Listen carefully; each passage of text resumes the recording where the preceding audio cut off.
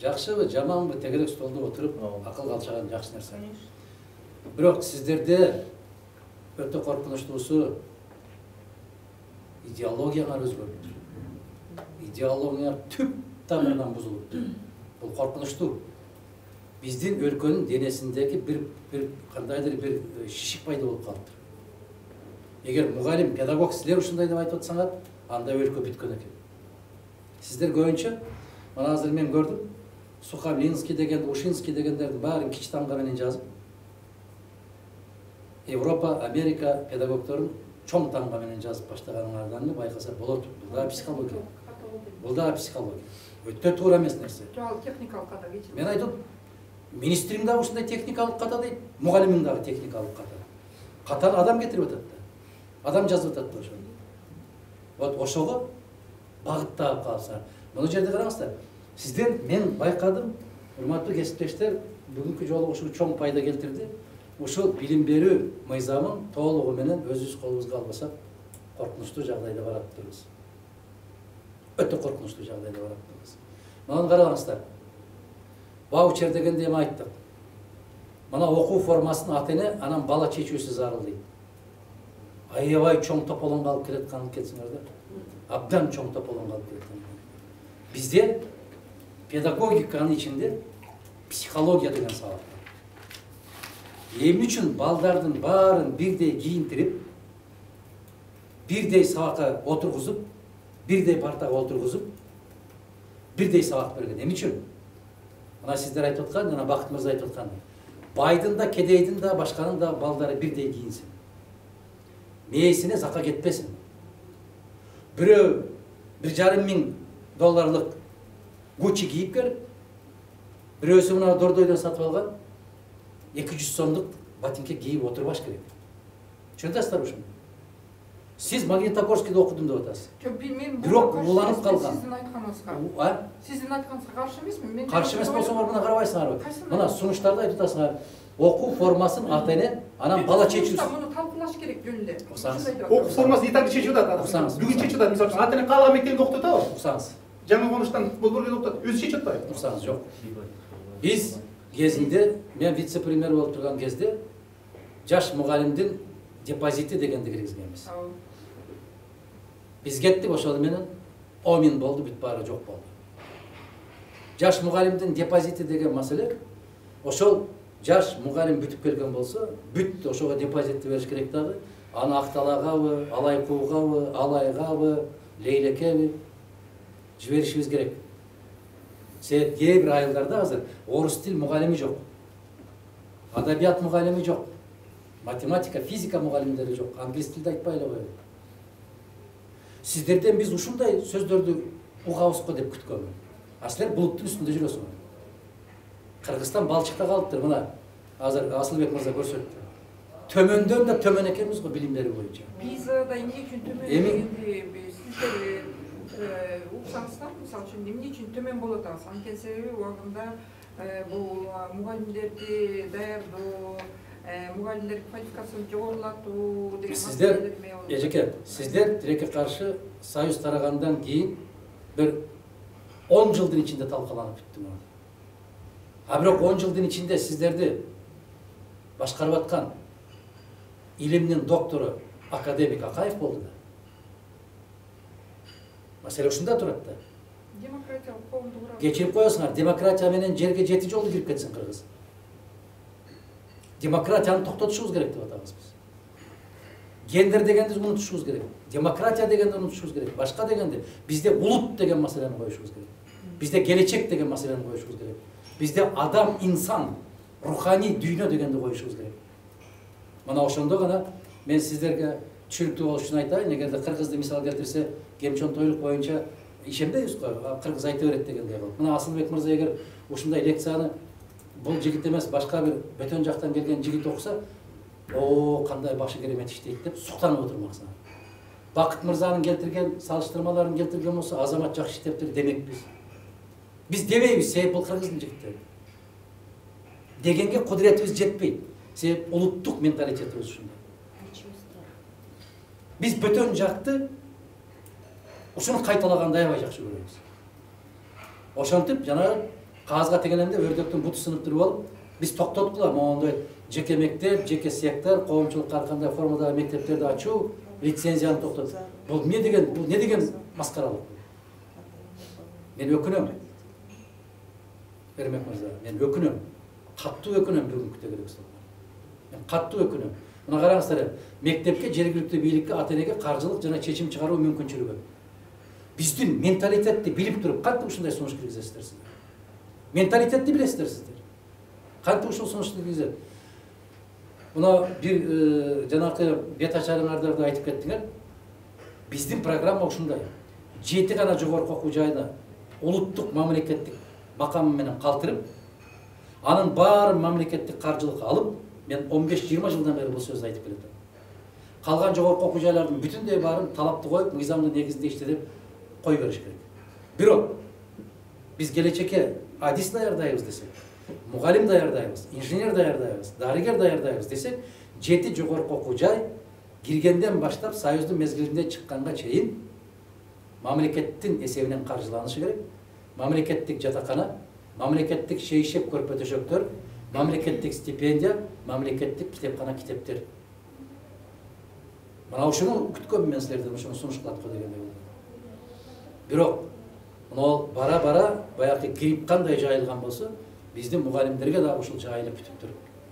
Айпери мен сурандым эле, сен ушул Эрмек мырза менен сүйлөшөсүңөрбү, ким менен сүйлөшөсүңөр, акылдашасыңар, мага айылдын мугалимдери керек деп суранган. Ал боюнча Абдулла менен байланышып сунуштаганбыз. Бизге мына баягы шаар көргөн эчкиден корк дегендей болуп, бөтөн жактын системасына көрүп калган кишиден качышыбыз керекпиз. Биз тазаланышыбыз керек. Башта биз менен суктанчу. Биздин маданият, биздин билим, биздин адабият менен суктанышчу. Мына айтып атасыздар азыр. Дүйнөлүк масштабка чыгышыбыз керек деп. Дүйнө бизден башталат, мугалимдер. Биз кандай болсок, дүйнө бизге ошондой карайт. Мына Стамбулдан окуп келип атасыңар, ал жакшы. Маселе жок. Керемет. Бирок каалайсыңар, каалабайсыңар, мен үчүн азыр Казакстанды көрсөттүңүздөр го. Бизден канча тепкич жогору дедиңиз? Азыр эле, өтө чоң эмес. Мен кече ошол улуттук университетинде болуп келдим. Мен ошол мугалимдер менен, студенттер менен катышып келдим, көрүп келдим. Аларда 12 апрель илим күнү деп аталат. Мана ошол студенттердин колунан жасалган жаңы инновациялык технология менен физикалык факультетине бардык да, ректор экөөбүз барып кирдик. Алар ушундай бир керемет нерселерди ушул студенттер жасап атышыптыр. Алар ушул деңгээлге түшүп кетсе, биз алардан да төмөн болуп кеткен болсок, анда биз кайсы деңгээлде экенибизди элестетип көргүлө. Баткакка баткан экенбиз да. Ошол үчүн депутаттар арыз жазса 7 ката менен жазып аткан турбайбы? Ошол үчүн министрлерин букадан сүт алып аткан турбайбы? Ошол үчүн министрлерин Өзгөн районуна алып барып Баткенге кошуп аткан турбайбы? Билим берүү министринин орун басары. Сессияда расмий түрдө. Ошондойду көрбөсөңүз эжеке кандай дейсиз? Мына силердин 41 ректор, 41 жогорку окуу жайдын ректорлору, Россиянын 40 жогорку окуу жайдын ректорлору келди, билим берүү министри келди, кыргыз министри келди, билим берүү. Анан ошол жалаң ректорлор катышкан жыйынга салам кат жаздыңыздар да, илип койдуңуздар. Ошонун өзүндө 2 ката болду. Анан министриңер эмне деди? 2 ката эч нерсе болбойт деди. Ошол идеология бар. Ошол биздин деңгээлибиз. 2 ката менен канча алат экзаменге тапшырып атканда диктанттан? Канча алат 2 ката менен? 4 Дил баян жазса канча алат? Аякта деген 4 параметр менен. Дил баян жазса 4 алат. Диктант жазса 3 алат. 3 алат. Мына көрдүңүзбү? Дил баян менен диктанттын айырмасы барбы? Мен дагы педагогиканы жакшы эле окугам, Кудайга шүгүр. Мен да тарыхчымын, Асылбек мырза. Мен да тарых факультетин бүткөнбүз. Бирок ошол биз окуп аткан мезгилде ошол Россиядан бүтүргөнбүз. Бизге 2 жыл педагогиканы берилди. Азыркылар деле ошондой окуйт. Азыр могул бир баяндамада айтпадыбы? Тарыхты эле бүтүрүп койсо бүттү, мугалим болот деген жаңылыш сөз дегенден мен мугалимдердин сөзүн сиздердикин кайталап атам. Өзүмдөн эмес. Ошондуктан тарыхты бүтүрөсүң, башканы бүтүрөсүңбү? Педагогика дегенди 2 жыл окучубуз. мына Джон Лок дегенди, Каменский дегенди азырга чейин жатка айтып берем мен. Ошол кезден окутканбыз бизди. Аманашвили деген чыккан ошол мезгилде аябай популярдуу болду. Педагогдор. Сизге 5 кош керек. Рахмат. Аманашвилини билген бар, билбеген бар. Эми биздин азыркы учурда педагогдорду даярдоодо педагогика 1-2 курста окулат. Анан жанагы практикага багытталган эми система жөнүндө сөз болгондо бизде 1-курстан баштап пассивдүү практикага кирет да. Андан кийин анан пед практикадан мамлекеттик практика болуп ошону менен бүтөт да. Педагогика жеткиликтүү деңгээлде бирок деген жанагы жалпы республикалык тестирлөөдөн ким бактайт атпайбы 130 балл упай алгандар биздин педагогика университетке тапшырат. Бул реалдуу чындык чын эле. Бирок акыркы учурлардачы, мисалы үчүн мен көп жылдан бери Арабаев университетинде иштейм да. Мисалы үчүн 5 жылдан мурун сиз эмнеге тапшырдың десе, ата-энем алып келди, анан ушундай дегендер көбүрөөк болчу. Азыр болсо, мен өзүм каалап мугалим болгум келип атат дегендер көбөйө баштады. Анан эме шыктанган эмелер, шыктанган студенттер көбүрөөк. Аз санда бирок бар. Эме жакшы позитивдүү өзгөрүүлөр деле бар. Жалаң эле биз көйгөйдү айтып кабыз бүркөп жаман болуп атпайбызбы? Позитивдүү өзгөрүүлөр бар. Мисалы үчүн бала бакчага келгендечи, Адаханага 36% бул аябай жакшы көрсөткүч. Анткени 5 жыл мурун 12 болчу, 18 болчу. Элестетсек, анан жанагы жааматтык деңгээлде биз мисалы үчүн семинарларды өтүп, ушул маанилүү, анткени балдарыңарга эгерде жок дегенде $3 кошсоңор, $9 менен кайтарылат деген Джеймс Хэкман жана Нобелевский лауреат жөнүндө айтпады. Ушулар жөнүндө айтып, ар бир өсүү эмелерине, өнүгүү тармактарына токтолобуз да, анан ошондо эме кылып атат да. Системаңарда дагы бала менен сүйлөшүү деген жерге Сократтын методу деп жазыпсыңар да. Ата баланын эле ыкмасын киргизгилечи кыргызга. Ата ким экенин түшүндүргүлөчү биринчи. Атаң ким? Энең ким, чоң атаң ким, таятаң ким дегенди түшүндүргүлөчү. Сократты, Аристотельдерди, Сенекаларды, Гейнелерди жөнүнө коюп туралычы. Таштап кое туралы, кое туралычы. Биз биринчи өзүбүз адам бололу да. Андан кийин жана Гүл Ахматкулунун айтканда, адам өзүнүн аң сезимине жеткенден кийин анан өзү тандап алат. Гейнени окуйбу, Абайды окуйбу, Токтогулду окуйбу, Молдо Кылычты, Молдо Ниязды окуйбу, ал өзү тандайт. Мына сиздерге демократия. Анан баштагандан Сократ менен Аристотельден баштасаңар, биз өзүбүз биринчи ыкманы карайлы. Эң соңунда айтам. Ойлоп тапкан деп атабыз да. Алар ойлоп тапкан, мисалы үчүн жок, алар ойлоп мындай Миргүл эжеке. Эгерде китепке жазып койсо, ал чындык деген сөз эмес. Шекспир качан жашаган? Эжеке. 16-жылында. 16-кылымда, барекелде, караңыз эми. 17-кыл, 16-кыл. Караңыз. Биз түшүнөбүз Ромео и Джульетта деп. Ромео и Джульеттага чейин Низами Ганжави качан жашаган? Ал кичине эртерээк 10-11-жылы. Барекелде эжеке, рахмат, сизге да 5 коюш керек. Мына ошол Ширин жана Хасров деген чыгармасын качан жазган? 1048-жылы баштап 1051-жылы бүттү. Эми караңыз. Андан 600-500 жылдан кийин, туура 500 жылдан кийин Ромео и Джульетта пайда болуп атат. Дүйнө жүзү билет Шекспирдин трагедиясы деп. Бирок Низами Ганжавини эч ким айтпайт. Чолпонбай Төлөбердиев качан жасады эрдикти? Тарыхчы Асылбек мырза. Качан жасады? 42-жылы августта жасады. 42-жылы. Матросов качан жасады? 43-жылы февралда жасады. 43-жылы февраль. Эми үчүн Төлөбердиев 6 ай башта дзотко өзүнүн денесин таштаса, ал эми үчүн китепке жазып атат, он повторил подвиг Матросова деп. Ошол сыяктуу Сократтыкы, Аристотельдики, аныкы мунуку китепте ушундай жазылып деген токтотушубуз керекпиз. Биз өзүбүз жеткиликтүү болуш керек. Владимир Цветов деген болгон. 15 камень сада Рюанзи дегенди жазды китепти. Мына ошондо Япон кантип тарбияланат, кантип ата-эне тарбия берет деген китепте кенен кылып жазып кетти. Эмне дейт? Балам 7 жашка чейин менин падышам. Гүл Ахматкулдун айткандай. 7 жаштан 14 жашка чейин менин досум. 14-тө мен өлгөнгө чейин менин кулум деп айтып атат. Мына идеология караңыздар. Япон политик изоляционизма жүргүзгөндүгү менен Япон болуп дүйнөгө биринчи орунга чыкты. Көрүнгөндү кайталаган жок. Биз кыргыздар ушул жолго түшүшүбүз керек, өз жолубузду өзүбүз табышыбыз керек, өз философиябыз менен жашашыбыз керек. Бизде Махмуд Кашкари, Жусуп Баласагындын жазган чыгармаларын Американ менен Европаңдын бирөөдө жазылат. Ибн Синанын жазып кеткен китебин Европаң менен Англияң, Америкаң жазылат.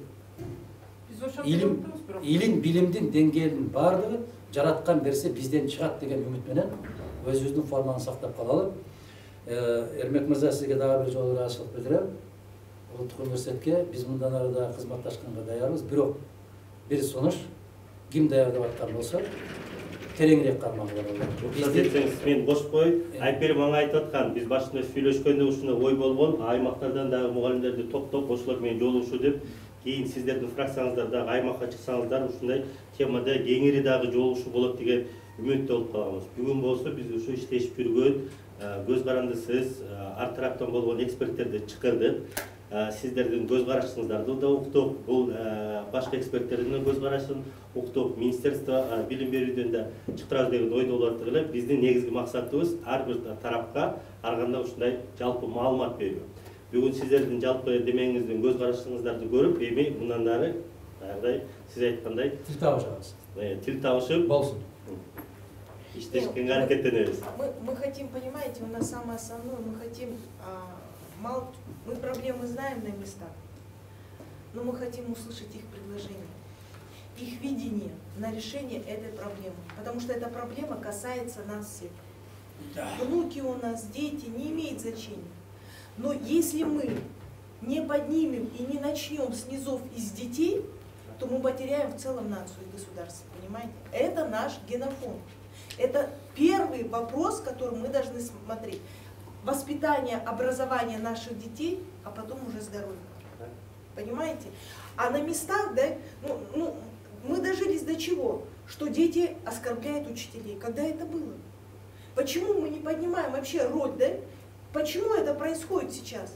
Это же откуда идет? Это из дома идет, это из общества идет. Если у нас вот такие прогрессивные, как бы есть вот эти вот выражения, да, оптимизация, вот там, реформы, там, вот гендер, все, это хорошо. Но для наших детей это совершенно другое. Вначале надо их воспитать, надо ходить ровно, правильно ходить. Когда это было? У нас учитель, когда шел, мы по стойке смирно. Директор, когда шел в коридоре, мы в кабинеты прятались, правильно? А уборщица, техничка, как говорится, шла, так мы ее больше и директора боялись. Да. Это было уважение и признание, понимаете? Это в первую очередь уважение и признание. А сейчас все стоптали. И мы хотим это реанимировать. Поэтому я по поводу Японии сказала, они первые 3 года обучают и приучают детей в первую очередь ухаживать за старшеклассниками, за учителями и за техническим персоналом. Они в основном только занимаются еще и воспитанием. А у нас и родители отошли от этого, и педагоги отошли. Вот и вся проблема. Тема чоң экен, бирок иштейбиз. Сизге сөз, Эрмек.